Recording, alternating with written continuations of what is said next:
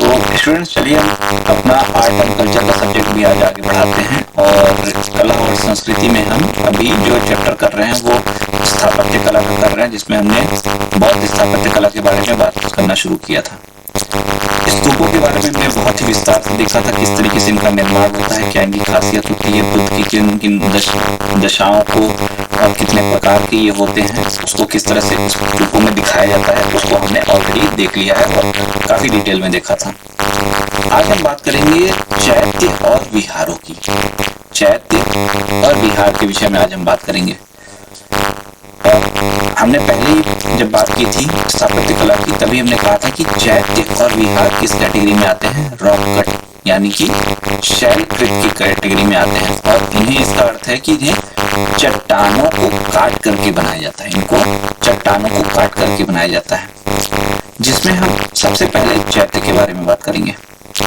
चैत्य के बारे में बात करते हैं तो चैत्य को जो निर्माण किया जाता है, एक तो चट्टानों को काट करके किया जाता है और दूसरा इसका जो निर्माण होता है घोड़े की नाव की आकृति में, एक तरह से घोड़े की नाव की आकृति में गुफा को काटते थे और उसमें इसका निर्माण उसी शेप में होता था जिसमें सांकेतिक रूप में स्तूप वगैरह बनाए जाते थे।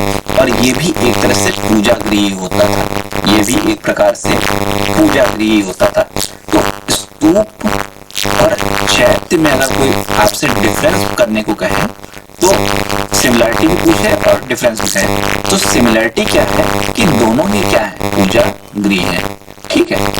लेकिन डिफरेंस क्या है, संरचनात्मक है स्तूप, जो समतल भूमि पर अन्य स्थानों से सामग्री वगैरह मटेरियल वगैरह ले जाके बनाया गया है, निर्माण किया गया है।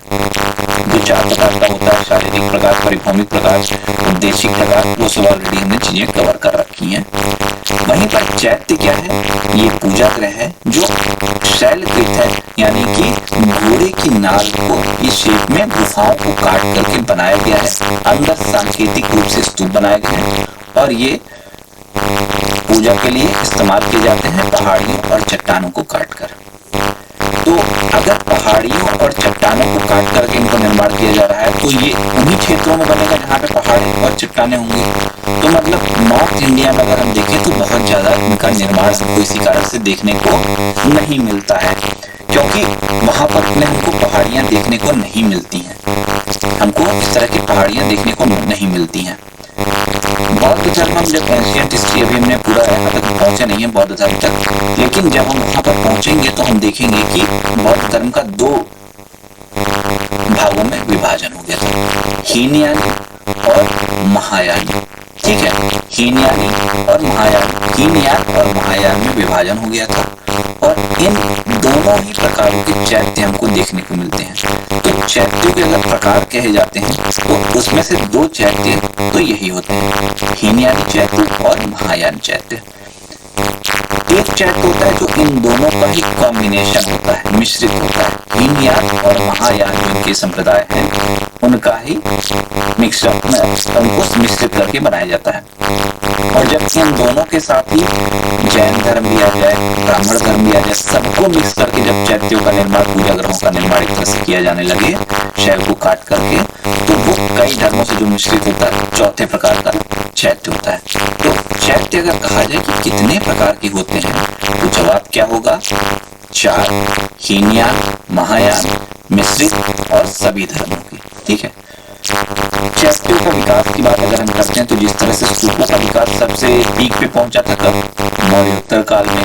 कारण क्या था, विदेशी आक्रमण हुए, उन्होंने बौद्ध धर्म अपनाया, जो व्यापारी वर्ग था, वैश्य वर्ग था, उन्होंने भी क्या किया, बौद्ध धर्म को काफी धन दिया, संरक्षण दिया। तो इस कारण से इस समय सबसे ज्यादा विकास देखने को मिलता है चैत्यों का। अशोक के समय भी इनका निर्माण प्रारंभ हो गया था, ठीक है, मौर्य के समय में भी हुआ, लेकिन सर्वाधिक विकास जो इसका देखने को मिलता है वो कब देखने को मिलता है, मौर्योत्तर काल में देखने को मिलता है, ठीक है। और इस समय जो शासक हुआ करते थे, कई धर्मों को मानने वाले भी, ब्राह्मण धर्म को मानने वाले भी हुआ करते, तो इसीलिए कई स्थानों पर मिश्रित भी हमको देखने को मिलते हैं। उत्तर भारत में हमको पहाड़ियां देखने को नहीं मिलती उतनी, इसलिए उतना ज्यादा चैत्य का विकास नहीं मिलता, जबकि पश्चिम भारत में और दक्षिण भारत में इनका विकास देखने को मिलता है। दक्षिण भारत में अगर हम कहें तो हमको इक्ष्वाकु वंश और सातवाहन वंशों का इसको संरक्षण प्राप्त हुआ था। आंध्र प्रदेश के क्षेत्र में अगर आप देखेंगे वहां पे पठार वगैरह बहुत सारे हैं, पहाड़ियां भी हैं, तो वहां पर इक्ष्वाकु वंश और सातवाहन वंशों से इनको काफी संरक्षण प्राप्त हुआ और वहां पर चैत्यों का विकास हुआ है। वहीं पर महाराष्ट्र के क्षेत्र में मतलब पश्चिमी क्षेत्र में देखते हैं तो हरिश्चंद्र पहाड़ियां जो है, सतमाला की पहाड़ियां, मांडवी की पहाड़ियां, इन सब क्षेत्रों में भी हमको विकास देखने को मिलता है चैत्यों का। तो चैत्यों का विकास की अगर हम बात करते हैं तो नॉर्थ में कम है, साउथ में, वेस्ट में अधिक है। सातवाहन इक्ष्वाकु वंश का इनको संरक्षण था, विदेशी शासकों का भी संरक्षण था, वैश्यों से भी इनको धन की प्राप्ति होती थी। ठीक है, तो इस तरीके से इनका विकास हो रहा था। यदि इनके कुछ उदाहरणों की हम बात करते हैं तो 4 बड़े हमको हीनयानी चैत्य मिलते हैं, जो चारों की चारों कहाँ है, महाराष्ट्र में है। कौन कौन से? भाजा, नाम याद रखिएगा, भाजा, कोडाने, पितलखोरा और बेडसा। नाम याद होने में थोड़ा सा टफ हो सकता है, लेकिन थोड़ा प्रैक्टिस करेंगे तो याद हो जाएगा। भाजा, कोडाने, पितलखोरा और बेडसा, ये चारों क्या है, हीनयानी। अब इनकी विशेषता की क्या बात करते हैं? अगर बौद्ध धर्म की हम बात करें तो बौद्ध धर्म में 2 भाग में विभाजन हुआ था, एक हीनयान और एक महायान। इसमें से जो हीनयान था वो बुद्ध को भगवान नहीं मानता था, बल्कि ईश्वर को नहीं मानता था, बल्कि मानव मानता था, मनुष्य मानता था। और इनका मानना था कि जिस तरीके से बुद्ध ने अपनी इंद्रियों को वश में कर निर्वाण को प्राप्त किया, उसी प्रकार सभी मनुष्यों को करना चाहिए। और ये किसी भी प्रकार की सजावट, साज सज्जा में विश्वास नहीं रखते। और इन्हीं कारणों से इस तरह के जो चैत्यों का निर्माण है उनमें भी बहुत ज्यादा सजावट हमें देखने को मिलती है। मूर्तियों का अभाव पाया जाता है, क्योंकि भगवान मानते नहीं थे तो मूर्तियां ये बनाते नहीं थे। ये भगवान बुद्ध को एक इंसान की भांति समझते थे।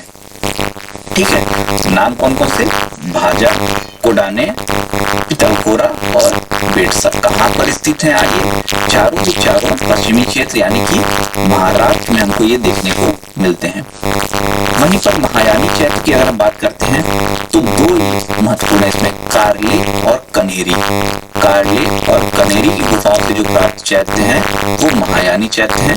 और ये क्या है, महायानी है मतलब बुद्ध को भगवान के रूप में मानते थे। तो यहाँ पर बुद्ध की मूर्तियां भी पाई जाती हैं और सुंदरता भी यहाँ पर है। कॉम्बिनेशन की बात करते हैं हीनयानी और महायानी, तो अजंता की गुफाएं जो हैं एकमात्र यही है जो कॉम्बिनेशन इन दोनों का है। यहाँ पर 29 गुफाएं हैं, जिनमें से 4 चैत्य हैं, 25 विहार है। विहार क्या होते हैं अभी थोड़ी देर में हम देख लेंगे। अजंता की गुफाएं हीनयानी महायानी का कॉम्बिनेशन है। एमपी में जो बांका गुफा है जहाँ पर 9 गुफाएं हैं, वहां पर कई धर्मों के जो मिश्रित चैत्य हैं वो देखने को मिलते हैं। ठीक है, इनका संबंध बौद्ध से भी है, जैन से भी है, ब्राह्मण धर्म से भी है। ठीक है, तो इस प्रकार से बांका गुफा एमपी में जो है वो किसका एग्जाम्पल चैत्य का है? कई धर्मों का, हीनयानी और महायानी का अजंता गुफा है। महायान का सिर्फ जो कार्ले और कनेरी, और 4 कौन कौन से थे? 4 हमारे थे सिर्फ हीनयानी के, भाजा, बेडसा, कोडाने, पितलखोरा। ठीक है, तो ये तो बात होगी किसकी? ये सारी बात हो जाती है हमारी चैत्यों की। ठीक है, एलोरा की गुफाएं मिस्ट्री स्टडी में ये आती हैं। यहाँ पर भी 32 गुफाएं जो बौद्ध, जैन, हिंदू तीनों को समर्पित है। 12 इसमें से बौद्ध को है, 4 जैन। कई बार ये नंबर भी पूछ लिया था कितनी गुफाएं हिंदुओं के लिए, कितनी गुफाएं बौद्ध को है। तो सबसे कम जैन की है 4, बौद्ध को 12 और दोनों को प्लस कर दीजिए, हिंदू की 16, मतलब 32 गुफाएं यहाँ पर देखने को मिलती हैं। और एलोरा गुफा में कैलाशनाथ का मंदिर भी है, जिसको राष्ट्रकूट के शासक विष्णु प्रथम के द्वारा बनवाया गया था। खैर वो सब बाद में इनके बारे में चर्चा करेंगे ही, मंदिरों की जब बात करेंगे तो। ये तो बात है किसकी? चैत्यों की। अब आते हैं विहार। तो विहार क्या होते थे? जैसे बौद्ध भिक्षु लोग होते थे, टहलते रहते थे, घूमते रहते थे, भ्रमण करते रहते थे, तो उनको रहने के लिए जब स्थान की जो आवश्यकता होती थी, तो जो बौद्ध धर्म के अनुयायी राजा वगैरह होते थे या वैश्य वर्ग के जो धनी वर्ग के थे, तो वो क्या करते थे, चट्टानों को काट कर रहने का स्थान बनवा देते थे, जहाँ पर ये बौद्ध भिक्षु आराम करते थे। तो प्रारंभ में ये सिर्फ रहने का स्थान था। विहार क्या थे? रहने का स्थान था। अब अगर 4 ज्ञानी कहीं पे एक कमरे में बैठे हों तो शांत तो रहेंगे नहीं, बातें करेंगे, चर्चा करेंगे, वाद विवाद करेंगे। आज के जैसे टीवी डिबेट जैसे वाद विवाद नहीं, एक हेल्दी डिबेट करेंगे, वाद विवाद करेंगे। तो धीरे धीरे जब ये विवाद इस तरह से रहने लगे, इनके वाद विवाद करने लगे, तो धीरे धीरे क्या हुआ कि ये जो विहार थे ये शिक्षा के केंद्रों में परिवर्तित होते चले गए। पहले तो ये आराम के लिए थे, उनके आराम करने के उद्देश्य बनाए गए थे, लेकिन बाद में क्या हुए, ये शिक्षा के केंद्रों में बन गए। पहले इनको अलग से कहीं भी बना दिया जाता था, लेकिन बाद में इनको चैत्यों के साथ बनाया जाने लगा। रॉककट ये भी होते हैं, शहर को काट कर बनाए जाते हैं, पहले हमने बात किया। ठीक है, तो इस तरीके से विहार थे, प्रारंभ में निवास स्थान थे, बाद में शिक्षा के केंद्र ये बन गए। भिक्षुओं को रहने के लिए उपहार के स्वरूप में दिया जाता था इनको, जहाँ पर चैत्य बनाए जाते थे उसी से लगे हुए विहार बना दिए जाते थे। हालांकि शुरू में विहार अकेले बनते थे, बाद में साथ बनने लगे। विकास का देखें तो मौर्य काल से शुरुआत हो गया था, जिसमें से 3 नाम आपको याद रखने हैं जो बराबर की पहाड़ियों को काटकर अशोक ने बनवाए थे। तीनों पूछे जाते हैं। बराबर पहाड़ियों को काटकर कर्ण, चोपर, सुदामा और विश्व झोपड़ी 3 विहार बनवाए थे। किसने? अशोक ने। कर्ण, चोपर, सुदामा और विश्व झोपड़ी नाम आप याद सकते हैं महाभारत के कर्ण से, सुदामा कृष्ण के मित्र और विश्व झोपड़ी आपकी ये 3 किसने बनवाए? अशोक ने बनवाए। अशोक ने इन विहारों को आजीवक संप्रदाय के लोगों के लिए बनवाया था। ठीक है, आजीवक संप्रदाय आपको पता है कि बिंदुसार किसी को मानता था, बिंदुसार का पुत्र अशोक था, और बिंदुसार अशोक ने अपने जन्म जीवन में सभी धर्मों को बराबर रूप से अगर कहें तो संरक्षण दिया।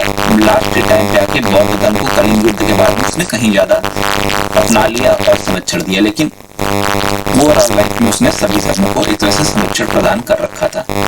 बाद में अशोक के पौत्र दशरथ ने लोमस ऋषि गुफा का निर्माण करवाया, वो भी बराबर की पहाड़ियों में, जो सबसे उत्कृष्ट विहार अब तक की मानी जाती है। ठीक है, लोमस ऋषि की गुफा बराबर पहाड़ियों को काटकर ही इसको भी बनवाया गया है।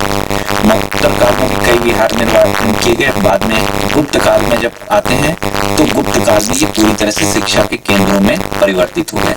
और कुमार गुप्त के द्वारा आपसे पूछा था नालंदा विहार या नालंदा विश्वविद्यालय किसने बनवाया? तो कुमार गुप्त ने बनवाया था, जो कि एक प्रकार का विहार ही था। ठीक है, और इस तरीके से उसने इसका निर्माण किया।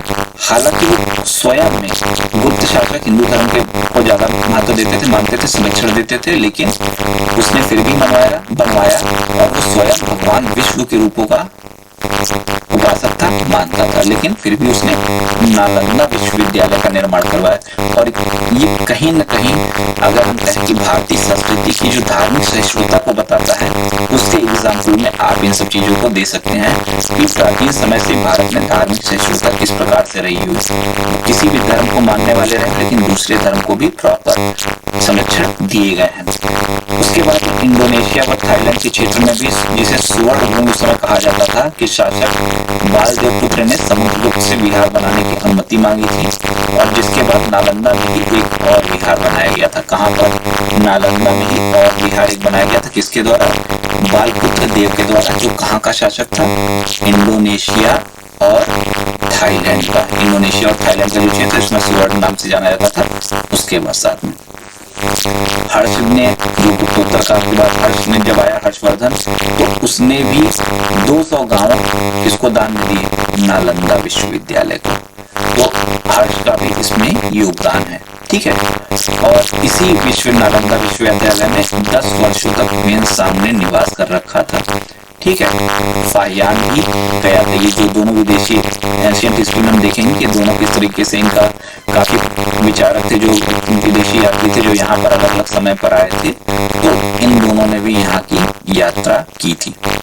एक और एग्जाम्पल, मध्यकाल में जब आते हैं तो बाल शासक एक हुआ करता था बंगाल के क्षेत्र में, धर्मपाल। उसने विक्रमशिला नामक विहार की स्थापना की है, जिसको जो भी काफी एग्जाम में पूछे जाते हैं। तो विक्रमशिला के एग्जाम किसने निर्माण करवाया था, नालंदा विश्वविद्यालय का निर्माण किसने करवाया था, तो ये नाम आपको याद रखने हैं। पेनसांग और पाइयान में किसने विजिट किया था नालंदा विश्वविद्यालय को, तो दोनों ने विजिट किया था। 10 वर्षों तक कौन रहा, पेनसांग रहा था। लेकिन जब बाद में इसके बाद तुर्कों का आक्रमण होता है, सल्तनत पीरियड फिर आता है, तो तुर्कों के आक्रमण में कई विहारों को नष्ट कर दिया गया, इसलिए आज के समय में बहुत ज्यादा विहार देखने को हमको नहीं मिलते हैं। ठीक है, तो ये तो बात हो गई किसकी, स्तूपों की, चैत्य की और विहार की। ठीक है, इसके बाद हम कुछ जैन स्थापत्य के बारे में बात करेंगे। हालांकि उसमें कुछ बहुत ज्यादा स्थापत्य नहीं किए गए हैं, लेकिन फिर भी जो है उसको हमको थोड़ा सा देखेंगे। फिर हम मंदिर निर्माण की तरफ चलेंगे, किस तरीके से मंदिरों का निर्माण किया गया है, उत्तर भारत के क्या निर्माण हुए हैं, दक्षिण भारत में क्या निर्माण हुए हैं, मंदिर निर्माण की स्थापत्य की क्या क्या विधाएं हैं, उनको बहुत ही डिटेल में हम देखेंगे। ठीक।